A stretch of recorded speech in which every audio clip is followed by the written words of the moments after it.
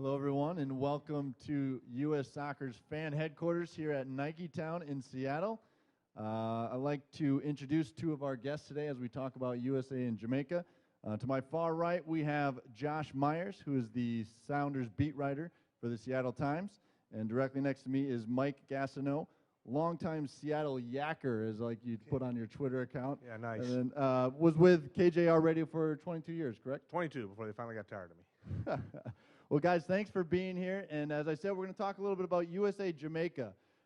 USA men's national team plays Jamaica tonight.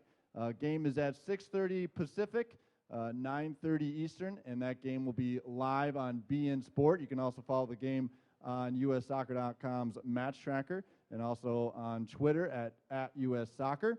And the team is down there getting prepared to play tonight, guys. Lost to Jamaica in the last round of qualifying. Big game tonight for Jamaica and the U.S. Jamaica only 2 points in the group. So I'm going to open it up. Josh, I'll start with you. How important is this game for both the U.S. and Jamaica going into tonight? I'd probably say it's more important for Jamaica just from where they are in the standings. This is the U.S. is third road game out of 4 qualifiers. So, if they don't win tonight, I don't think the U.S. is in trouble per se. I mean, obviously they want to get something out of the game, but they got 2 home games coming up after it, so I wouldn't go so far to call it a must-win. So certainly the U.S. is going to face a motivated opponent. They lost at home earlier this week to Mexico. They're kind of, desperate for points. If they don't get something out of this game, they're really going to be in trouble. So, and we know all about the struggles, covering the Sounders, we know about the struggles of traveling in CONCACAF with what you get in the conditions, just weather and field and all that stuff. So even if Jamaica's perceived to be maybe the weakest team in the hexagonal, it's never going to be an easy game, even if the U.S. is probably favored. These are funny games because they're by far the toughest that the U.S. faces because, within the world of soccer, if you're ranking the countries, we're not at the top. But we are the big dog always. Every year, you get everybody's best effort, especially in these level games. I'm not saying the U.S. guys aren't excited tonight. I'm sure they are. But you got, in Jamaica, this is a national event, and if they can beat the U.S., it's such a big thing. That being said, I kind of like where the U.S. team sits right now, and I agree with Josh. It's bigger for Jamaica, but I think this is one where if they come out early and play well, I think they get control of this. I see them getting the win tonight. You talked about the U.S. going to these Central American, Caribbean nations. Difficult at times to play these matches. I don't think everyone totally understands kind of the environment always down there. In Jamaica, the U.S. has actually never won. Their record down there, usually we've got a number of ties. Last game we lost. Can you guys, you've never been down to Jamaica to watch one of these games, but obviously you've heard the players talk about the environments down there. Can you talk a little bit about what to expect tonight on the field? It's always the whole process when you travel. So, the U.S. did a good job of getting there early so they can acclimate to the weather and everything. The Sounders always tell stories about, whether it's transportation or they got food poisoning. I think one time they went to Mexico, and you have to deal with all these extras whenever you go on the road kind of in the region. So, them getting there early, they'll be rested. Hopefully, Eddie Johnson's tweeting pictures hanging out poolside with some of the guys. They've been able to relax a little bit, not rush in right, the day before the game and everything. But, you're facing hostile crowds. You're getting tired early because it's humid and 80 degrees or 90 degrees. So it challenges you in ways that, sometimes you're not challenged generally, during the club season maybe. So they're always fascinating. They're always tough. They're always competitive. So I expect one of those. There's this, too. So in advance of this, to give you your money's worth, Mark, I wanted to do a little research and educate myself. Honestly, yesterday I talked to a half a dozen people who have either played in Jamaica or know what it's like to play down there. I said, look, you know me, I'm an idiot. Give me something good I can use for this thing so I'll sound like I'm really wise. Every one of them, to a man, said, Jamaica, be a lot of smoke. And I'm like, come on. No, honest to God, that's as big a thing. He says, you won't believe how much. And I'm like, so what is that? What are we talking about contact highs out on the field or what? It gets back to the ultimate road game. It's funny, we talk about in American sports, a road game. Oh, we have to go into New York or we have to go into Miami or whatever. But when you're in any kind of international competition, this is a true road game where you really can let it creep into the back of your mind. Hey, everybody's against us here. The refs are against us. Everybody's against, which you'd like to think, no, when you're being rational, but that, I think, it's mental more than anything else. That's very true. And I've been to the office, as they like to call it, down in Jamaica, and you do get a sense that there's some happenings going on inside the stadium. I had a guy tell me last night, he says, I was never more relaxed than after I played a game in Jamaica. So talking about the Sounders and two players that you guys know very well that are with the team, with the men's national team down in Jamaica, Eddie Johnson, Brad Evans. Brad Evans, a unique story right now. Had been with the national team before, hasn't played a lot of international matches with them, but did start the last game against Germany at a different position than he normally plays with the Sounders, at right back. What did you guys think of Brad's performance against Germany in the friendly on June 2nd? Yeah, he was great. I mean, it's crazy. A couple weeks ago, if you would have said they're Eddie and Brad with the national team and one of them's going to start a couple games, 100 out of 100 people would have said Eddie Johnson was going to be the one starting. And so, Brad had a, solid performance. You don't see him in the score sheet and stuff like that, but everyone that paid close attention said he did pretty much everything right. He was connecting on some passes. He defended well. And, I don't know how many people here were so surprised. Brad has really kind of become a consistent contributor for the Sounders. He was kind of scrutinized guy a few years ago. People weren't sure if he was the guy that could, run things in the middle of the field. He wanted to play center midfielder. So he's kind of, embraced his versatility and kind of grown up in that regard. And right back has always been a position that, Ziggy thought that he fit in well in, and obviously Jurgen thinks it as well. So it's a great opportunity for him also with Cherundolo and Chandler not in the group. It's funny, it's a phrase that I don't think is used as much in soccer, but in some sports, I think you'd just call Brad Evans a ball player. He can do a lot of different things. I talked to Ziggy about this a little bit, and just that they're pleasantly surprised. They don't do it as much, but that they can put him in a different position. And some guys just play some sports so well that you can plop them down in different things, and they immediately know how to adjust. They know the tactics for that position versus where they normally would play.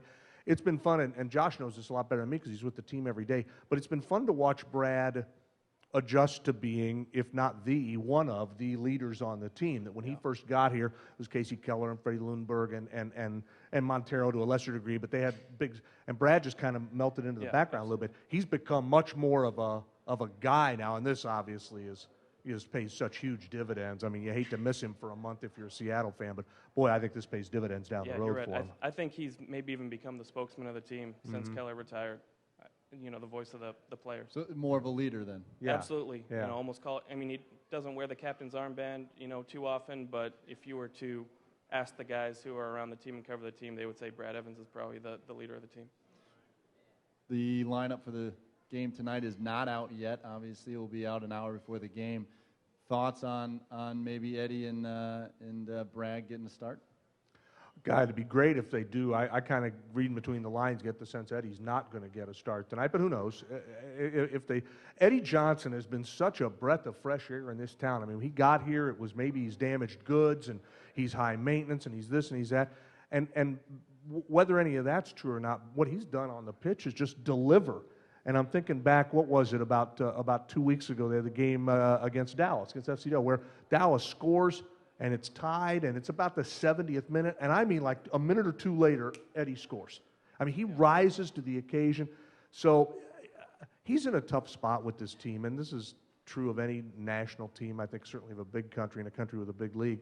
He's one of the biggest stars on this team, and he's sometimes asked to take a support role with the national team, and I think that's hard for guys, Josh. I think that is where national team coaches earn their money, is anybody in the 18 is clearly good enough to start. Probably everybody on the team is good enough to start. You've got to convince guys that are stars in their own world that you've got to be a backup guy here. Right. And Eddie's particularly fascinating because of his U.S. soccer history from before, his kind of first stint before he kind of fell out of favor. And you're right. I mean, maybe the problem for his is, the starting forward for the U.S. national team just scored 31 goals for his club team in Holland, and had one of the great seasons abroad we've ever seen from Americans. So maybe if you don't see that, you see a greater role for Eddie, but, you probably still expect to see him off the bench, and he scored 2 goals in Antigua in his first game back. So he's always kind of shown to be a significant contributor, even if not starting. For sure. Eddie Johnson, I think is tied with Carlos Bocanegra for 10th all-time goals list with the U.S. men's national team. So he can score. He scored 14 goals for them over his career. And let's talk a little bit about the attacking mentality here. With you got Josie Altidore, you've got Clint Dempsey, who obviously showcased a little bit of their attacking prowess in the DC game. Josie kind of scoring his first game in a long time with the men's national team. This is a game, obviously, where Jurgen talks a lot about wanting to push the pressure and attack. Talk a little bit about the U.S. attacking team up top and what you guys think it'll look like tonight. Yeah, sure. Certainly all eyes are always on Altidore and Dempsey. They're the ones getting the goals. What's always fascinating to me is kind of seeing the guys on the wings. Usually it's been Zuzi on one side, and whether it's Brad Davis or Hercules Gomez or Eddie Johnson, kind of someone on the other side. But, if you're going to maintain that steady pressure, usually that doesn't start with the guys up front. It starts with the guys in the middle of the field kind of winning the ball. And whenever Jamaica gets it, you get it right back. So you're right back pressuring them again. And if you got, Michael Bradley and Jermaine Jones kind of their anchor in the middle, you would expect that they could disrupt the Jamaica attack. Jamaica's probably going to have some problems with them, and that will lead to kind of keeping that consistent pressure, with those guys on front, regardless on who's on the wings. We were alluding to it earlier, is that, I think the attack style is really important tonight early. I'd love to see the U.S. get out and get all of this mental stuff out of the way. Oh, we're on the road. Oh, it's hot. Oh, it's humid. You know what? Get something going early, and I think, and it's interesting, the rabid soccer fans get the subtleties and the intricacies of the game. I think the casual American sports fan is looking at this and going, well, what? If it finishes 1-1, it's actually a decent result for the U.S., but the casual fan will go, wait a minute. Right. America, we love a winner. Any country loves a winner. It's like, oh, we're playing Jamaica and we can't even beat them. Right. Soccer fans understand that there's more subtlety and subtext to that. I'd love to see the U.S. come out tonight really aggressive early and really pushing to get something. That obviously can backfire if you don't get anything. All of a sudden you feel like you've fired a big shot early. But I'd love to see them take advantage of that power up front. If they don't get a goal early or they aren't in the lead, we just talked about Eddie Johnson, and he possibly could start. He possibly could come off the bench. He's an attacking player for you guys here in Seattle. Obviously brings a lot to the table. Coming off the bench, though, for the national team, that's a nice thing for Jurgen to have on the side if you're looking for a goal late, correct? No doubt. I mean, I'd love to see Eddie get the start. It'd be really cool for this city to have two Sounders in the starting lineup for tonight. By the same token, it'd be pretty fun if they're in a little bit of a dogfight in about the 70th minute or whatever to see Eddie come in, because he knows he turns it on quick.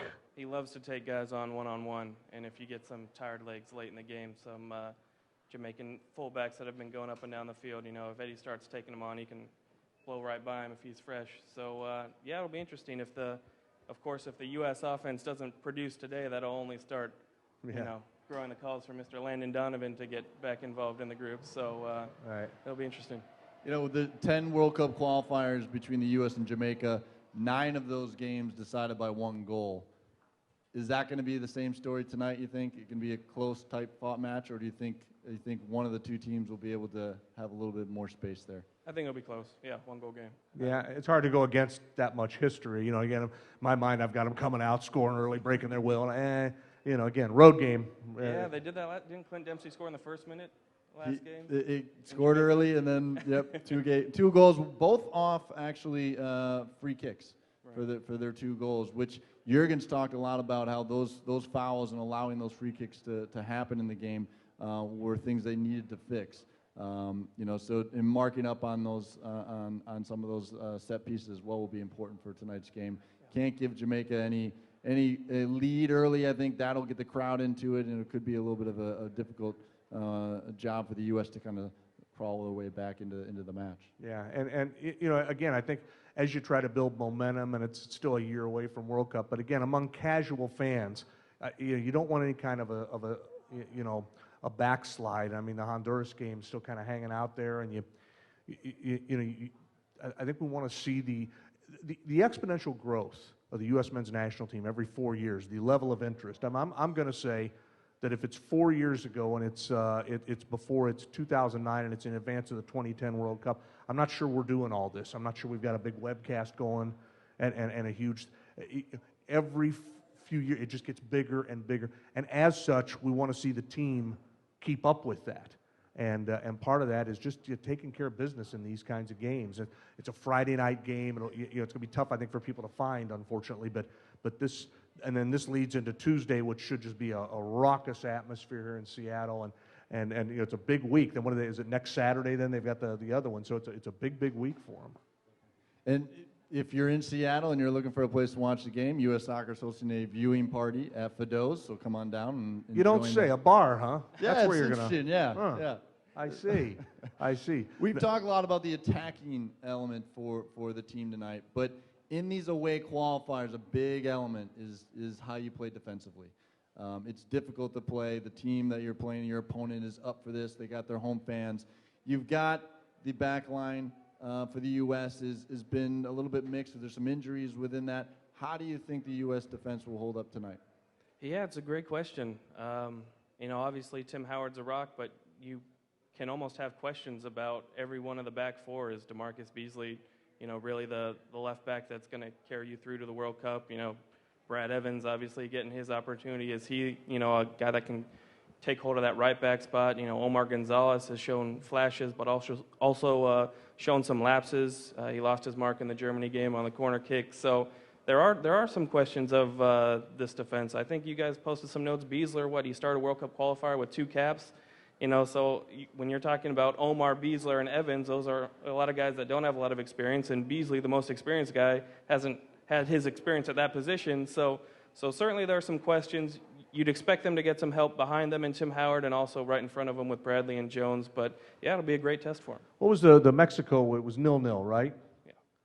They ought to be able to build off. That's another one where you kind of think to yourself, "Oh, we're on the road. We have this." Hey, that was not an easy match, and they were so good that night defensively. Obviously, you build on that. But yeah, if we're all talking about the attacking style, it's the same in every sport. It does start defensively. Can you hold down your end of it so the guys that are attacking can really feel free to take chances? It's an interesting dynamic in the middle. You had Omar and Beasler for that Mexico game, who played very, very well. That allowed the U.S. to get a point down in Mexico, which had only happened once before. And the outside, you talked about it. DeMarcus plays on the left, and if Brad plays on the right, 2 guys, that's not necessarily their normal positions, and definitely not their normal positions with their club. So that cohesiveness is very vital, right? When they're training and having that come together and work with Howard. There's been moments, maybe in the Belgium game, where there's question marks on that, but obviously a pretty vital part for tonight. Yeah, if you're going to have a lot of changing pieces, veterans are, Brad Evans is a guy that always makes guys around him better, and that's maybe been something that hasn't been appreciated, of him always here in Seattle. But, he's a guy that's getting to know, obviously, the guy in front of him, Zuzi, and the guy, to the left of him. But when you have, Beasley and Evans, they're not going to be rattled, I don't think, by this atmosphere. And maybe that would be something that you're concerned about when you're talking about pushing guys into new positions. These guys have been everywhere, in all the hostile environments. So that's what you don't want them, in over their head, nervous, frantic, panicking, and I don't think you'll get that out of these guys. Yeah, I think most guys at this, so it's funny, those of us who sit on the sidelines and watch these games, and we tend to worry about all this other stuff. Most guys in most sports will tell you they love this kind of thing, that this is almost more fun than playing at home. Every guy will tell you it's more fun to shut up a loud stadium than anything they ever do. So they embrace this challenge. It is interesting, though, the more you think about it, big spotlight falls on Brad tonight, if indeed we're right, if he starts and is. It'll be interesting to see how he performs and see if he can rise to the occasion. It feels like he's at a point in his career where he will. Where I'm not sure 2 years ago, but I think he is. Well, it's a big challenge tonight for the U.S., having never won in Jamaica during a World Cup qualifier, so they can make some history tonight. I'm going to put you guys on the spot. What's your prediction for tonight's game? Wow. Oh, geez. 14-0? No, wait a minute, that's wrong. Hang on. Well, okay, so we said it's going to be a 1-goal game, right? So that limits our option. I'll say 1-0 U.S. gets the win. I'll go a little higher. I think, again, the attack and everything, maybe 3-2. We'll go with a high. Boy, if it's 5 on the over, I'm a huge winner. Yeah, it does. Who do we have scoring your winning goal? Oh, geez. I'll say Altidore coming off that big game against Germany. I thought you were going to say I'll play Eddie it. Johnson coming off the Yeah, bench. I'll play to the crowd. I'll go Eddie. I'll go Eddie scores the winner.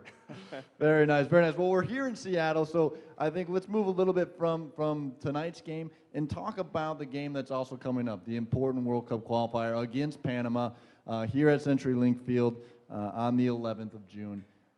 Talk a little bit about how important the fan base is to these qualifiers, and how unique is Seattle's fan base here? What do you think the crowd's going to be like for that match?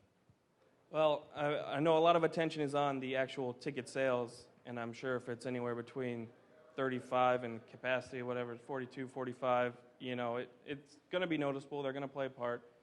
Fans here have been waiting for a big U.S. game for a long time. The Gold Cup has come around, and we've seen some of those U.S. games, but I think there's been a thirst for a big game like this. I mean, certainly from the interaction I've had with the fans. So it'll, regardless of what the number is, it's going to be a passionate group that shows up. Everyone that's going to be in that stadium has been dying for a game like this, so they're going to be ready for it if they still have some breath left in their lungs from a big game also tomorrow, which I'm sure they will. But, yeah, I mean, this is, I think Jurgen was the one that actually brought up Seattle's crowd support as a reason why he wanted to come here, and he was actually proactive in making this game happen. So, the reputation is growing, and I think they'll live up to it on Tuesday. I agree with you. I think it's going to be such a fun, 72 hours. I mean, even if you want to start tonight, 96 hours, because I'll guarantee you the viewing parties around town tonight are going to be packed with fans because everybody wants to see this one. Tomorrow night will be nuts, and they're doing a lot of fun things around this, and anytime the Seattle-Vancouver-Portland rivalry is stirred up, it makes it exciting, and they'll have a huge crowd for that. And then Tuesday night, I mean, I agree with Josh, and I mean, Seattle, there's always a belief up here where we're kind of tucked far away in the Northwest, we're remote, we're hard to get to, and there's a feeling sometimes that we get ignored a little bit. And I mean, this phenomenon that the Sounders are, it's unlike anything I've ever seen. And you go to the matches and the nonstop singing and chanting and the crowd being into it, and it's a knowledgeable crowd. It's made up of a lot of people that play the game. I think and again, the U.S. was here, in 2009, right? Again, it's just even that much bigger now. It is that much bigger now than it was 4 years ago. I think Tuesday night will be spectacular down there. Well, we have a good record here in Seattle, 6-2-1 overall. We've only played one World Cup qualifier. That was in 1976 against Canada. Won that game 2-0, so hoping that they'll get the same result when we play here on the 11th. Anything else you guys from tonight's game or from the game coming up that you'd like to talk about? Well, I'm a Sounders guy, so I'm always looking at the Sounders. Very interested to see if Brad Evans can really make his claim to be. I mean, if he performs well tonight, and keeps it going, maybe he's one of those guys at the end of the bench that you want to bring to Brazil. I mean, this is his opportunity. This is his chance to make his case to be on a World Cup team, and that's something that's really going to be intriguing for me because if Eddie keeps things up, he'll be right there in the mix. But this is really Brad's chance. And I hope that the exponential growth that I keep talking about includes, and I understand how the TV contracts work and why they're written the way that they are. But we need to make sure that, moving forward, we've got to make sure these games, and I think most of the rest of the U.S. games are on what I would call traditional networks that most people get in their homes. I think there's a lot of casual fans, not just here in Seattle, but around the country, who are going to be driving home tonight from work, and they're going to hear on their sports radio station or whatever, hey, the U.S. is playing Jamaica tonight, and they're going to get home, and they're not going to be able to find it. And again, I understand how the contract's written, and that's just how it goes this time, and they get to pick who they want to use since it's a road game. And hopefully because they've made such a huge commitment to soccer, hopefully they'll just get bigger and bigger, and that's part of the reason they're doing it is to get on more cable systems. But we need to make sure these kinds of games are readily available because the fans, the freaks, the crazies will find them. You can put them on any channel. They'll find a way to get it. The casual fan gets home tonight, clicks on the TV, goes to his 6 or 8 or 10 choices and goes, oh, it must not be on, and you lose them. So it's rare. It's interesting to me to think that a big game being played in 2013, and it's really not available in most people's homes. So again, more of the growth. We're going to see more of that as we move forward. The qualifying TV rights in CONCACAF are a tricky element that U.S. soccer and everyone's working to improve as we move forward. I'm going to solve it. Oh, good, perfect. We'll hand it to you. Right. You take care of it. It does. It gets back to, again, we think of ourselves, we're the U.S., man. It's like, nah, in this argument, you're one of several entities getting served, and in this case, this is what happens. A little bit out of our hands on that one, but sure. Yeah. U.S. soccer, official soccer bars across the nation. You can definitely watch the game there. Again, viewing party tonight at Fido's here in Seattle. There's worse things than having to go to a bar on a Exactly. Friday night to watch a big Not a game, bad- right? not a bad It's not thing on at at all. home. I gotta go to the bar. I'm sorry. Exactly. And a reminder that the game is at 9:30 Eastern, 6:30 Pacific on BN Sport. I'd like to say thank you to Josh and Mike for joining us today. Thanks, Mark. Thanks. Yeah, It's thanks fun. a lot. And we will see everyone in tomorrow when we have continual coverage of U.S. soccer's lead into the USA-Panama game here on June 11th. Again, we're here from U.S. Soccer's fan headquarters at Nike Town. If you're in Seattle, come out and join us. If you're going to be traveling in for the game, make sure you stop by Nike Town, pick up some gear, come out and hang out with us. We appreciate it.